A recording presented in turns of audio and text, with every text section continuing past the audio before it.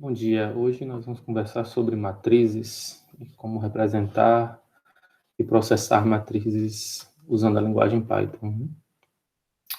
Então, para começar, uma definição, uma lembrança, na verdade, de matrizes, né? Vocês já trabalharam com vetores, né?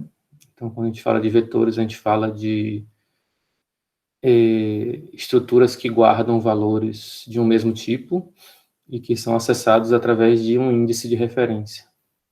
No caso de matrizes, a gente está falando de estruturas que têm mais de uma dimensão. Embora a gente possa pensar um vetor como um caso especial de uma matriz que tem apenas uma dimensão. No caso de uma matriz, que a gente costumou trabalhar em matemática, geralmente a gente aprende, né, na escola a trabalhar com matrizes bidimensionais, que é como se fosse uma tabela, onde a gente representa num retângulo, né, usando linhas e colunas, um conjunto de dados de um mesmo tipo. Então, a gente tem um índice para as linhas e um índice para as colunas. E assim a gente representa uma matriz. Aqui um exemplo, né, de uma matriz na forma de uma tabela. Essa matriz é uma tabela de notas dos alunos em 3 avaliações. Então, imagine que as colunas aí, as verticais, representam as notas, né, cada uma das notas, e as linhas, as horizontais, elas representam cada um dos alunos. Aqui a gente tem 5 alunos e 3 notas para cada aluno.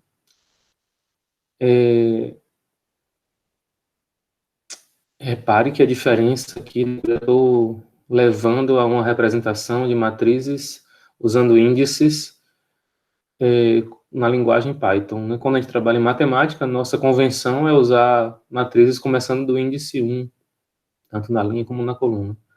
Já na linguagem Python, em uma parte das linguagens que a gente trabalha, a convenção é começar a primeira linha começando de 0, ou a primeira coluna começando de 0. Então, os índices, geralmente, né, em programação, a gente costuma começá-los em 0. Então, se eu quiser dizer aqui, né, como colocado no slide, né, que a nota do terceiro aluno na segunda avaliação, né, então eu estou olhando especificamente para a linha 2, que é a terceira linha da matriz, e a coluna 1, que é a segunda linha da matriz. Então, terceiro aluno e segunda avaliação. Qual é o valor na célula lá? 9,4. Então, a nota dele na avaliação, a segunda avaliação do terceiro aluno é 9,4. Simples assim, né? Mas como é que a gente representa matrizes em Python, né? A gente já está aqui, de certa forma, chegando a esse caminho, né? Pensando que uma matriz vai ser uma variável, no caso aqui ela se chama notas, né? Nesse exemplo. E ela vai ter índices, no caso aqui ela tem 2 índices, um índice para as linhas e um índice para as colunas.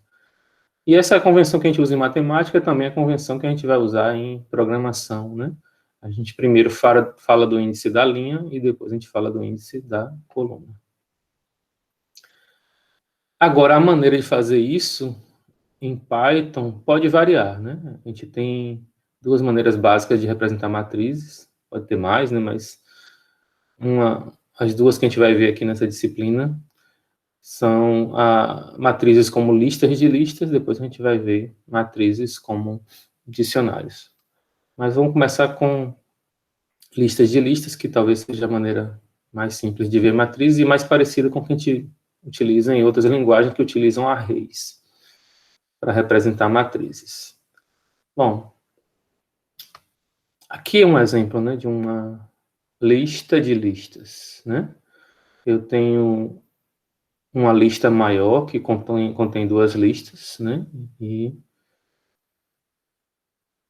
cada uma dessas listas contém 2 números, né? Então, de uma maneira bem simples, né? Vocês estão vendo a representação na forma matricial à direita, né? Então, a primeira lista, dentro da lista grande, vai ser a primeira linha.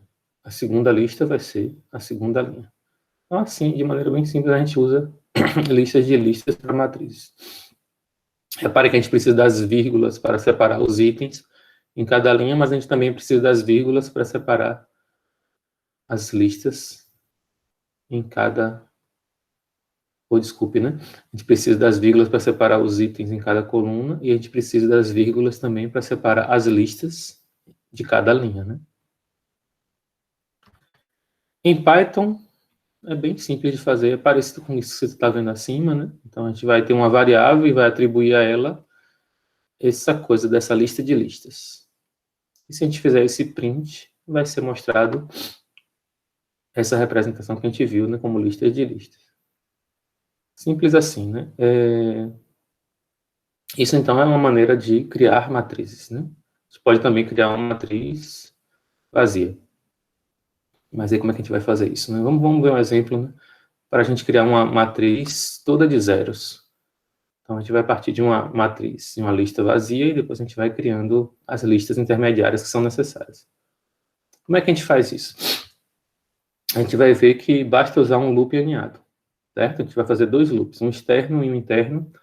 No externo, a gente vai criar a linha, vai fazer o loop interno, e após o loop interno, né, que vai criar a coluna, a gente vai adicionar a linha. E no loop interno, a gente adiciona as colunas de cada linha. Certo? Vamos ver isso acontecendo. Aqui eu estou, né, criando um código que cria uma matriz de 20 alunos em 3 provas. Então, como é que eu vou representar essa matriz? Bom, eu vou representar 20 linhas para os alunos e 3 colunas para cada uma das provas. Mas antes de eu atribuir as notas desses alunos, eu quero, só para poder exemplificar como é que eu uso loops para criar uma matriz. Eu vou criar uma matriz toda com notas 0 para começar. Depois eu altero essas notas, certo? No fundo, a gente não vai precisar fazer isso no nosso dia a dia. Tem outra maneira de fazer, mas eu quero apenas ilustrar como é que faz um loop para poder criar uma matriz bem simples. Que no caso aqui é uma matriz nula. Então, primeiro a gente começa com a criação da lista que representa a matriz. Seria a lista externa, né? A lista maior. Dentro dela a gente vai ter as outras listas, né? Uma para cada linha. Então, a gente vai ter 20 linhas aí dentro. Mas como é que a gente faz isso? A gente vai fazer um loop. E eu falei, né? A gente tem um loop externo, onde a gente vai criar, né, 20 linhas.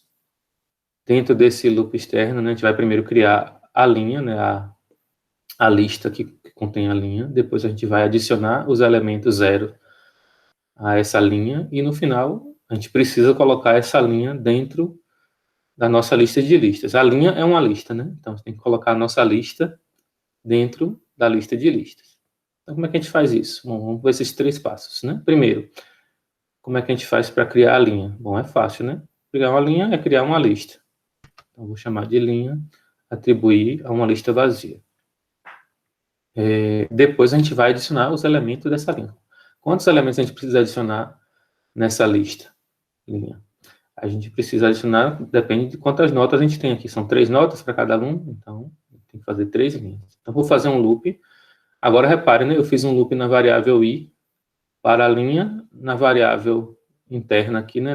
Já que o loop é aninhado, eu vou precisar de uma segunda variável, né? Então, vou usar a variável j aqui para contar nas colunas. Então, eu vou ter 3 colunas, né? Vou contar aqui de 0 a 2. Enquanto que no primeiro eu estava contando de 0 a 19, para poder contemplar os meus 20 alunos. Aqui eu estou contando de 0 a 2 para contemplar minhas 3 notas para cada aluno. Então, já criei a linha respectiva, né, para um aluno. Estou fazendo o loop interno agora. E o que eu faço nesse loop interno? Bom, no loop interno eu preciso criar cada um dos elementos da linha. Como é que eu faço para criar, já que é 0, né? Bom, eu vou simplesmente adicionar 0, elementos 0, né, a essa linha, a essa lista.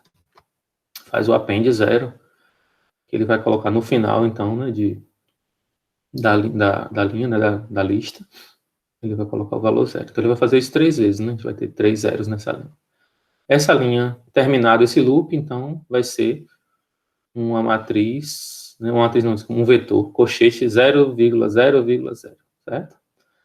Então, como é que eu faço para adicionar essa linha à minha matriz, que é a matriz notas, que é a nossa lista de listas? Ou seja, como é que eu adiciono essa lista à nossa lista de listas? Bom, é simples, né? Como se adiciona um elemento Só que agora o elemento não é mais um número, mas sim uma lista. Então, vou fazer um append também, né? Então, vou fazer notas.append, linha. Assim, então, a gente cria a nossa matriz. Então, reparem aí, né? Como eu disse, né? No loop externo, eu tenho 3 ações aí. Eu tenho a criação da linha, eu tenho o loop interno e eu tenho a adição da linha à matriz. Já no loop interno, eu tenho, né, a adição de zeros aí, né? Para cada uma das colunas. Então, é simples assim. E assim a gente termina, então, esse primeiro vídeo, que é simplesmente, né, essa noção de matrizes, a lembrança da matemática, a representação dela em Python e como fazer uma matriz bem simples só com zeros. Até já.